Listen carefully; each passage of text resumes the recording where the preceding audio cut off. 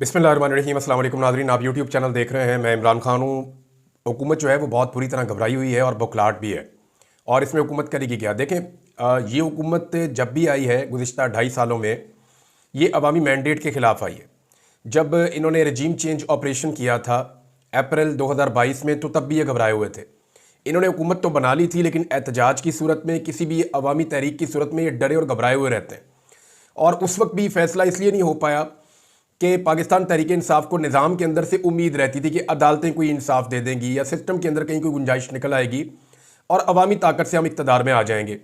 लेकिन जब भी एहतजाज की कॉल दी गई तो इस हुकूमत ने बड़ी बदतरीन किस्म की फसादियत का हर दफ़ा मुजाहरा किया, लोगों के ऊपर अटैक किया, चादर और चार दीवारी का तकद्दुस पामाल किया, बड़े पैमाने पर गिरफ्तारियाँ की गई, बेशुमार लोगों को टॉर्चर किया गया। अब तो ये रबड़ की गोलियाँ सीधी मारते हैं और स्टेट बुलेट भी फायर किए गए हैं।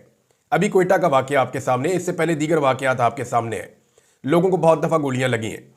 हुकूमत जो है वो बहुत बुरी तरह घबराई हुई है। हुकूमत के कैंपों की मैं आपको अंदर की खबर दे रहा हूं कि हुकूमती लोग हमसे रब्ता करके पूछ रहे हैं कि क्या कोई इन्फॉर्मेशन है, पाकिस्तान तहरीक इंसाफ के लोग किस लेवल पे इस मामले को ले जाएंगे। क्योंकि जो ग्राउंड से इतलात आ रही हैं, लोग बहुत मोटिवेटेड हैं।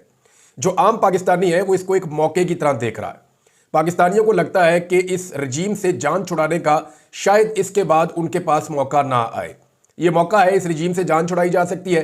2.5 साल से पाकिस्तान में जो खिचखिच चल रही है उसको हमेशा के लिए बंद करने का आवाम को एक मौका मिला है।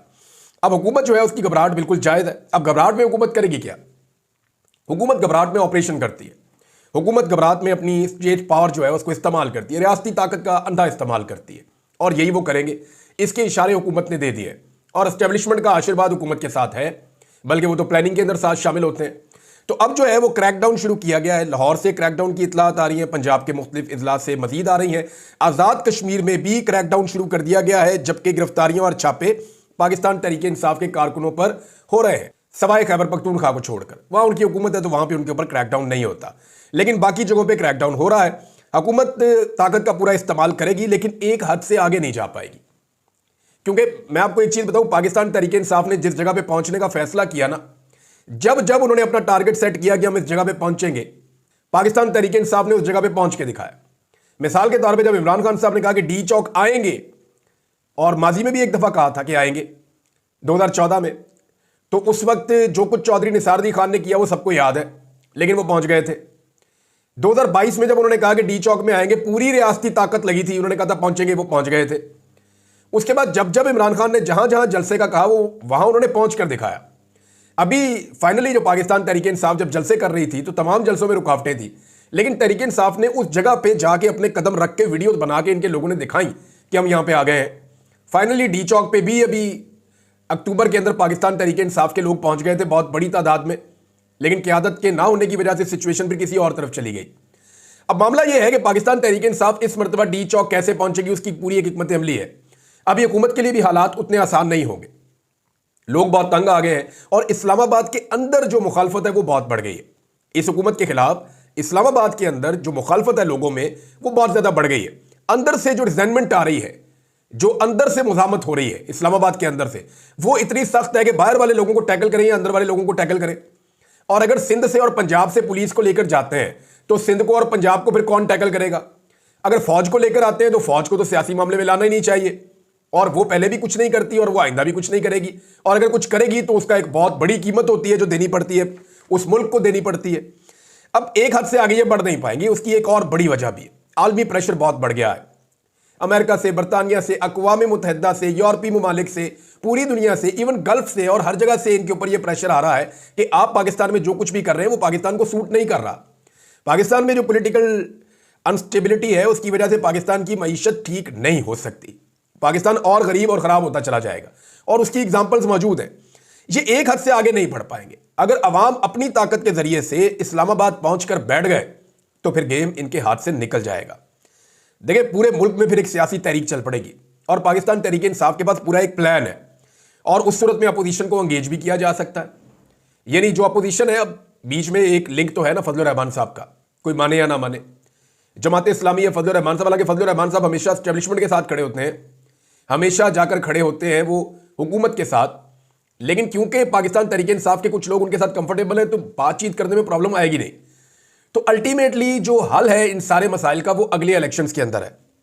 आलमी दबाव अगर बढ़ता है और पाकिस्तान में अगर पब्लिक अपना दबाव बढ़ाने में कामयाब हो जाती है, जो वो इस्लामाबाद में बढ़ाना चाह रहे हैं, पाकिस्तान तहरीक इंसाफ की प्लानिंग तो यही है, तो अगर ये दबाव बढ़ जाता है तो मामला एक नए इंतखाबात की तरफ जाएगा, क्योंकि मईशत मजीद बोझ नहीं उठा सकती, होगा यही। और आलमी प्रेशर जो है वो इसकी एक बहुत बड़ी वजह है। मैं आपको एक चीज़ बताऊं, ये जो क्रैकडाउन हो रहे हैं ना, इसकी पाकिस्तान तहरीक इंसाफ के लोगों को वीडियो जरूर बनानी चाहिए। जिसके घर के ऊपर भी क्रैकडाउन हो वो नहीं बना सकता, साथ वाला बनाए हमसाया उसका। कुछ भी करे, हर चीज़ की विजुअल बनाए। आपके घरों में जो सीसीटीवी कैमरास लगे हुए हैं इन्हें ऑनलाइन करवाएं और इनकी एक्सेस जो है वो किसी और जगह पे भी रखें। इनका डाटा स्टोर करें, वो पहुंचाएं सबको, और वो डाटा ओवरसीज पाकिस्तानियों को दें ताकि पूरी दुनिया के अंदर एक्सपोज किया जा सके इस रजीम को कि कितनी ज्यादती और जुल्म कर रहे हैं कि आम शहरियों के घरों के अंदर घुस के चादर और चारदीवारी का तकद्दुस पामाल करते हैं और इंसानी हकूक की बदतरीन खिलाफ वर्जियां और फाशिज्म पाकिस्तान में की जा रही है। तो ये तो सबको वीडियोस बना के एक्सपोज तो जरूर करना चाहिए। अब जो हुकूमत के सख्त तरीन हमायती है उनमें से भी लोग अब आवाजें उठाना शुरू हो गए हैं। हामिद मीर साहब को बहुत पहले यह बात समझ आ गई थी। देखिए, हामिद मीर साहब ने लंबे अरसे तक इमरान खान साहब की मुखालफत की है, और जब ये रिजीम चेंज हो रहा था तो उस वक्त वो जब रिजीम चेंज हो रहा था तो ऐसा लगता था कि शायद वो उसके बेनिफिशरी है, वो उसको इंजॉय कर रहे थे, उनके एटीट्यूड से ऐसा लगता था। लेकिन वक्त के साथ साथ उन्हें समझ आई कि नहीं, ये पब्लिक के साथ जुल्म और ज्यादती हो रही है, और अब वो जो बात कर रहे हैं वो जुल्म और ज्यादती के खिलाफ बात कर रहे हैं। इसी तरह और बहुत सारे सहाफ़ी हैं। लेकिन यहाँ नजम सेठी साहब को अगर आप सुने तो नजम सेठी साहब ने भी एक एतराफ़ कर दिया है। मैं उनका स्टेटमेंट निकाल के आपको सुनाता हूँ ताकि आपको समझ आए कि मामला कहां तक पहुंच गया है। नजम सेठी का कहना है कि जी, एक इमरान खान को रोकने के लिए मुल्क की मईशत को तबाह बर्बाद कर दिया गया। अपने एक शॉर्ट टर्म की बका के लिए सारी मईशत को, यूथ के फायदे को दांव पर लगा दिया। कभी इंटरनेट स्लो कर देते हैं, स्टूडेंट्स को इस पर बाहर निकलना चाहिए, ये आपकी रोजी आपकी नौकरी का सवाल है। ये जनाब नजम सेठी साहब ने कहा। वैसे तलबा को निकलना चाहिए बाहर, क्योंकि अगर तलबा बाहर नहीं निकलेंगे ना, तो मैं एक चीज़ आपको क्लियरली बता दूं कि आने वाली नस्ल के लिए नौकरियां कोई नहीं है। नौकरियां सारी रिटायर होने वाले अफसरान को मिल जाएगी। यानी जिस महकमे में कोई नौकरी मिलती है, कोई चीज़ निकलती है, वो रिटायर ऑफिसर उसके ऊपर लाके लगा देते हैं। पाकिस्तान ऐसा लगता है कि सारा का सारा एक महकमे ने चलाना है या एक इदारे ने चलाना है। क्या दूसरे इदारों में कैपेसिटी नहीं है, या काबिलियत नहीं है, या उन पर एतबार नहीं है, या बाकी सारे गद्दार हैं, बाकी सारे जो है वो मुल्क से प्यार नहीं करते? क्या कोई और इस मुल्क का खैर ख्वाह नहीं है? क्या किसी और के पास दिमाग नहीं है, किसी और के पास नॉलेज नहीं है? क्या किसी और के पास स्किल नहीं है कि मुल्क को ठीक कर सके? बड़े बड़े ओहदों के ऊपर, बड़े बड़े इदारों के ऊपर लाके जो है वो रिटायर फौजी अफसरान को, अब तो हाजिर ड्यूटी का भी एक ट्रेंड चल पड़ा है कि उनको लाकर लगा दिया जाए। तो ये एक अफसोसनाक चीज़ है। ये जो इदारे सिविलियंस के काम करने के हैं वहां पर उन्हें काम करने देना चाहिए। बहरहाल नजम सेठी साहब ने जो बातें की हैं, अब उन्होंने ये हकीकत तस्लीम कर ली है। इससे पहले जो वो रिपोर्टिंग करते रहे गुज़िश्ता 2 साल 2.5 साल में, वो एस्टेब्लिशमेंट की या पीडीएम की ख्वाहिशात को खबरें बना बनाकर पेश करते रहे। उनकी बहुत सारी खबरें बाउंस भी हुई। मुझे ऐसा लगता है कि नजम सेठी साहब ने या तो कहीं गैर मुल्की दौरा किया है जहां उन्हें जाके हकीकत का आइडिया हुआ, या नजम सेठी साहब ने, मेरे ख्याल में उनके कुछ चाहने वालों ने या जानने वालों ने उन्हें समझाया कि भी हकीकत तस्लीम कर लें, इसी में भी आपकी भलाई और पाकिस्तान की भलाई भी इसी में है। काश सुहेल वड़ाइच साहब भी जो है वो हकीकत तस्लीम कर लें, क्योंकि उनका स्टेटमेंट बहुत ही मुझे अजीब लगा। यानी वो अब एक और स्टेटमेंट दे रहे हैं जी, कानूनी रास्ता है जो इख्तियार किया गया है ओवरसीज पाकिस्तानियों को काबू करने के लिए। यानी सुहेल वड़ाइच साहब ये कह रहे हैं कि लंदन में कादी फायद ईसा के साथ बदतमीजी करने वाले सोशल मीडिया जंगजू आज़ाद मुल्क बरतानिया में रहते हैं, उन्हें ना डर है ना खौफ है, इसलिए वो एक हद से गुजर जाते हैं। हुकूमत पाकिस्तान ने कानूनी रास्ता इख्तियार किया तो 2 दर्जन मुलजिमों में से 7 ने माफ़ी का ऐलान कर दिया। साबित हुआ कि पाबंदियां नहीं, कानून साजी मसले का हल है। सुहेल वड़ाइच साहब, वो कानूनी रास्ता नहीं था, वो किसी के बाप को उठा लिया, किसी की माँ को उठा लिया, किसी के घर पे छापा मार दिया, किसी के भाई को उठा लिया। ये कौन सा कानूनी रास्ता है? ये कौन सा कानूनी रास्ता है? वो जिन लोगों ने माफियां मांगी उनको टेलीफोन करके खबर तो आप कंफर्म कर लें। उनसे पूछ तो नहीं, जो 2-3 लोग हैं उनसे पूछें जनाब आपके साथ हुआ क्या है, वो आपको असल कहानी बताएंगे। अगर वो नहीं बता रहे तो शानदाना गुलजार को फोन कर लें, शायद वो आपको बता दें, उन्होंने तो 2-4 जगह सुनाई भी है। तो आप इसको अगर कानूनी रास्ता करते हैं तो ये कानूनी रास्ता अगर आपके साथ 15 मिनट के लिए इख्तियार किया जाए ना, तो आपका सारा का सारा नैरेटिव ही बदल जाएगा, आपकी सोच बदल जाएगी। तो मेरे ख्याल में ये कानूनी रास्ता नहीं था, ये जबर था, फस्तायत थी जो उनके साथ की गई है, उनके रिश्तेदारों के साथ की गई है। लेकिन इसके बावजूद वो लोग अभी भी खड़े हैं। वो फिर एवन फील्ड के बाहर जाके खड़े होकर नारे लगा रहे थे कि जनाब हमने इनको बख्शिश नहीं देनी, इन्होंने पाकिस्तान को माफ नहीं किया, हम इन्हें माफ नहीं करेंगे।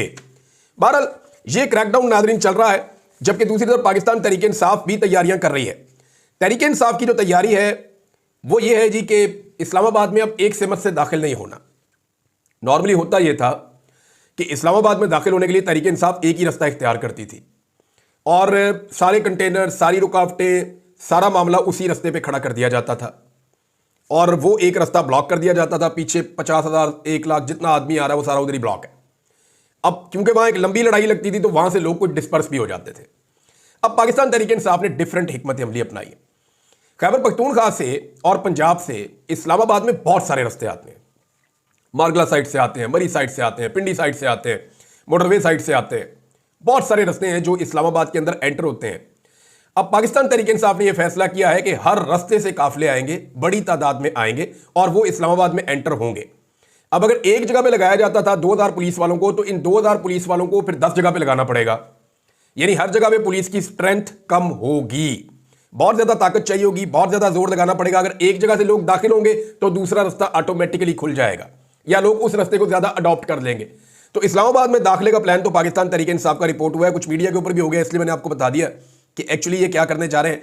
बुशरा बीबी ने एक पैगाम इमरान खान साहब का पहुंचाया पाकिस्तानी अवाम को और खास तौर पर पाकिस्तान तहरीक इंसाफ को, और इसको जो है वो अदर मशवानी साहब ने अपने ऑफिशियल ट्विटर से भी डाला हुआ है। तो ये उनकी सोशल मीडिया टीम के हेड है, one of the main members. तो बुशरा बीबी ने कहा कि खान साहब की हदायत है कि छोटे शहर से इस्लामाबाद आने वाला कोई भी काफिला 5000 से कम नहीं होगा। अच्छा, ये वो लोग हैं जो लेकर आने हैं अरकान असम्बली ने और ओहदेदारों ने, जो पब्लिक खुद आए वो उनकी मर्जी है, ये उनकी अपनी रिस्पॉन्सिबिलिटी है। और बड़े शहरों से 10,000 से कम ना हो। इसकी वजह यह है कि जब काफिला बड़ा होगा तो पुलिस के लिए आपको गिरफ्तार करना मुश्किल हो जाएगा। फिर यह भी कहा गया कि जो लोग इसमें शामिल नहीं होंगे या गिरफ्तार हो गए वो अपना सेकंड, थर्ड और फोर्थ नॉमिनेट करेंगे कि अगर मैं गिरफ्तार हो गया तो फलां बंदा लीड करेगा, वो गिरफ्तार हो गया तो फलां बंदा लीड करेगा, अगर वो भी गिरफ्तार हो गया तो फलां बंदा लीड करेगा। और हर बंदा जब इस ओहदे के ऊपर आएगा कि अब मैं लीड कर रहा हूं तो वो अगले बंदे नॉमिनेट करेगा कि जनाब मेरे बाद ये और उसके बाद ये और उसके बाद ये है। तो इस तरीके से इन काफिलों ने पहुंचना है इस्लामाबाद। बुशरा बीबी हिकमत अमली बता रही है और मीडिया पाकिस्तान का जो है धड़ाधड़ खबरें चला रहा है। तो इमरान खान को खोल दे, वो अपनी सियासत खुद ही कर देगा। और ना इमरान खान ने बुशरा बीबी को मखसूस नशिस्त पे एमएनए बनाना है, ना उन्होंने अपनी बहनों को सेनेटर या एमएनए बनाना है, ना उन्होंने इनको कभी कोई ओहदे देने हैं। अब जरदारी की बहन जो है वो वज़ीर आला सिंध बनना चाहती हैं, खबरें इस हवाले से आ रही हैं और उनके लिए रास्ता बनाया भी जा रहा है। दूसरी जानिब नवाज शरीफ ने अपने एक भाई को वज़ीर आज़म बनाया है, बेटी को वज़ीर आला बना दिया है, भतीजे को भी बना दिया था वज़ीर आला, खुद भी वज़ीर आज़म 3 दफा रहा, बाकी रिश्तेदार भी सारे कपाए हुए हैं। तो इमरान खान ने क्लियरली कहा कि मेरी फैमिली का कोई ताल्लुक सियासत से नहीं है, ये सिर्फ पैगाम रसानी कर रहे हैं और ये मामला आकर बता रहे हैं।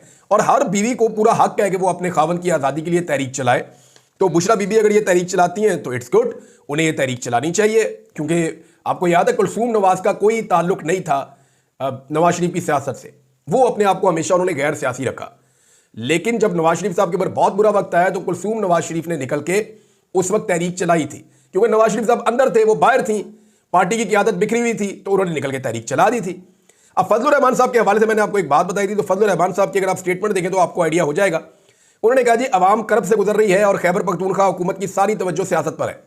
अब फजलुर रहमान साहब को इस बात का आइडिया तो है ना, इन्हें यह पता ना हो ये नहीं हो सकता कि सिर्फ पंजाब एक ऐसा सूबा है जिसकी कारकर्दगी सबसे खराब है मईशत में और वही खसारे में गए हैं, बाकी सारे के सारे जो हैं वो मुनाफे में गए हैं, सरप्लस में गए हैं। बजाय इसके कि वो खैबर पख्तूनख्वा को शाबाश देते या मरियम नवाज से पूछते कि तुमने ये क्या किया, वो फिर अली अमीन के ऊपर चढ़ाई कर रहे हैं। देखिए मैंने आपको कई दफ़ा ये बात बताई है कि फजलुर रहमान साहब एस्टेब्लिशमेंट के साथ और स्टेटस को के साथ कंफर्टेबल रहते हैं। वो ये मजबूर तो हो गए अवामी राय के सामने घुटने टेकने के लिए कि जी पब्लिक इतनी खिलाफ हो गई इनके कि मैं इनके साथ कैसे खड़ा हो जाऊं। वो इस डर से पीडीएम के साथ नहीं खड़े होते ऑन कैमरा कि लोग मेरे खिलाफ हो जाएंगे, अंदर से वो अभी भी उनके साथ ही खड़े हैं। इस वक्त ये स्टेटमेंट देने का मतलब ये है कि जो जुल्म, फस्तायत और जबर चल रहा है, जो 2 नंबर हुकूमत चल रही है, इमरान खान तो निकले, जो जुल्म हुआ आईनी तरमीम और उसके बाद जो कानून साजियां की गई, जो सुप्रीम कोर्ट के साथ इन्होंने दुर्गत बनाई है। अब फजलुर रहमान साहब अपने मुंह से मानते हैं कि हमारे साथ किए हुए वादे तोड़ दिए गए और सुप्रीम कोर्ट का अब जो स्ट्रक्चर है ये हमारी मर्जी के मुताबिक नहीं है। खुद कहते हैं ये गलत हो गया। अब इमरान खान उस गलत के खिलाफ जब निकलता है तो कहते हैं जी ना निकलो। असल मामला यह है कि फजलुर रहमान साहब ने जो आईनी तरमीम करवाई है मिलकर इन हुक्मरानों के साथ, और उसके बाद बाकी जो कसर रहेगी वो कानून साजी में पूरी हो गई है। तो फजलुर रहमान साहब ने जो आईनी तरमीम करवाई है उसकी प्रोटेक्शन भी फजलुर रहमान साहब कर रहे हैं, और पाकिस्तान तहरीक इंसाफ पहले भी उसके खिलाफ थी, वो फिर उसके खिलाफ निकल रही है। अभी अगर पाकिस्तान तहरीक इंसाफ के कुछ लोग समझते हैं कि फजलुर रहमान साहब को या बाकी जमातों को साथ मिलाकर तहरीक चलाई जाए तो ये मुमकिन नहीं है। देखिए पाकिस्तान तहरीक इंसाफ जब भी इलेक्शन होगा वो सबसे बड़ी जमात बन जाएगी। फजलुर रहमान साहब के लिए क्या फर्क पड़ेगा? आज उनको कुछ 6 सीटें उनके पास हैं, 6-7 सीटें उनके पास हैं। आज फर्ज करें 8 उनके एमएनए थे ना, टोटल 2 मखसूस हो गए, 6 उनके अपने। तो फजलुर रहमान साहब के पास आज अगर 8 उनके एमएनए मौजूद हैं तो अगर दोबारा इलेक्शन हो जाता है ये 8 भी नहीं होंगे। और अभी तो नवाज शरीफ और जरदारी और बाकी लोग फजल रहमान साहब की बातें मान लेते हैं, उनके काम शाम हो जाते हैं। इमरान खान तो किसी का काम ही नहीं करते, सियासी आदमी को तो वो फायदा देते ही नहीं, फजल रहमान को क्यों देंगे? तो फजल रहमान साहब के लिए इमरान खान से बहुत बेहतर ये हुकूमत है, इस बात को सारे समझें। वो इस हुकूमत को लंबा करना चाहेंगे बजाय इसके कि फौरी इलेक्शन हो और उसका फायदा इमरान खान साहब को हो जाए, वो ऐसा कभी नहीं चाहेंगे। वजीर खजाना जो है उन्होंने अब ये दावा शुरू कर दिया जी कि बड़ी अच्छी होगी इकॉनमी, और ये सारे आपको कहेंगे। ओन चौधरी को भी आज इस्तेमाल किया गया बेचारे को, हालांकि इमरान खान के घर में उनकी क्या हैसियत थी वो सारे जानते हैं, कितनी हैसियत थी वो भी सारे जानते हैं। लेकिन आप अंदाजा करेंगे जो आदमी इमरान खान के घर में जिसकी बहुत छोटी हैसियत थी, इमरान खान कितना बड़ा आदमी होगा कि उस बंदे को उठा गया मैंने बना दिया, और उससे आज प्रेस कॉन्फ्रेंस करवाई जा रही है और सारे मीडिया को कहा जा रहा है चलाओ इसको, और वो चल भी रही है। और वो बंदा रो रहा है बैठ के जिसको इकॉनमी का पता नहीं कि इकॉनमी बर्बाद हो गई, हमने ये खड़ी कर दी वो खड़ी कर दी, कख नहीं किया है इन्होंने। आज नजम सेठी अपने मुंह से कह रहे हैं कि मईशत इन्होंने तबाह कर दी है। कोई मईशत दान उठाए पाकिस्तान का जो न्यूट्रल है उससे पूछे, उसके मुंह के आगे कैमरा करेंगे, वो आपको फौरन बताएगा कि पाकिस्तान की मईशत इससे बुरी हालत में कभी नहीं गई जो अब इन्होंने कर दिया। जंगों के बावजूद हमारा इतना बुरा हाल नहीं हुआ जो अब इस हुकूमत ने कर दिया। अब ये प्रोपेगेंडा कर रहे हैं जनाब मईशत हमारी सेट हो गई है, सिर्फ ये प्रोपेगेंडा कर रहे हैं क्योंकि इन्हें पता है कि अगर इनकी हुकूमत गिर जाती है तो हमारे पास कोई तो बयानिया हो कि कल को हम कहें हमने तो मईशत ठीक की हुई थी, ये तो इमरान खान साहब ने हमारी हुकूमत गिरा दी, वरना हम तो यहाँ पे दूध की और शहद की नहरें बहाने जा रहे थे। अगर आपने असेसमेंट करनी हो ना तो वो पुराना सियासतदान नहीं है जो इनका वजीर खजाना है औरंगजेब साहब, उनके चेहरे से आपको पता चल जाता है कि वो सच बोल रहे हैं झूठ बोल रहे हैं। जब वो सही बात कर रहे होते हैं, सच बोल रहे होते हैं, तो आप उनके चेहरे उनकी बॉडी लैंग्वेज को देखें, आपको वो रिलैक्स लगते हैं। लेकिन जैसे ही वो ये कहते हैं ना मईशत बहुत अच्छी चल रही है, हमने टारगेट अचीव कर लिए, तो आप उनकी चेहरा देखा करें, उनके रंग उड़े होते हैं, हवाइयां उड़ी होती हैं कि यार ये मेरे से झूठ बुलवा रहे हैं, मेरे गले फट जाएगा। क्योंकि वजीर खजाना को ये ओहदा देते वक्त ना उनसे ये वादा किया गया था कि पॉलिटिकल स्टेबिलिटी हमारा काम है, वो हम आपको ला कर देंगे इस मुल्क में, आपने मईशत को खड़ा करना है। और वजीर खजाना ने भी यही कहा था कि पॉलिटिकल स्टेबिलिटी के बगैर ये नहीं होगा। अब हुआ ये है कि अपना वादा पूरा कर नहीं पा रहे, लेकिन वजीर खजाना के ऊपर दबाव डाला हुआ है कि नहीं नहीं आप बोलेंगे बहुत अच्छा चल रहा है। अब वो बेचारे झूठ बोलते हैं तो उनके चेहरे और बॉडी लैंग्वेज के ऊपर पता चल जाता है कि जनाब इनसे जबरदस्ती झूठ बुलवाया जा रहा है। तो अब सिचुएशन ये है कि हुकूमत रोकना चाहती है, अवाम आना चाहती है। मामला जो है वो थोड़े दिनों का रह गया है, दोनों तरफ से सख्त कोशिश हो रही है। आगे बढ़ते हैं, नेक्स्ट वीलॉग में कुछ चीजें और शेयर करता हूं। अब तक के लिए इतने, अपना ख्याल रखिएगा, अपने चैनल का भी। अल्लाह हाफिज।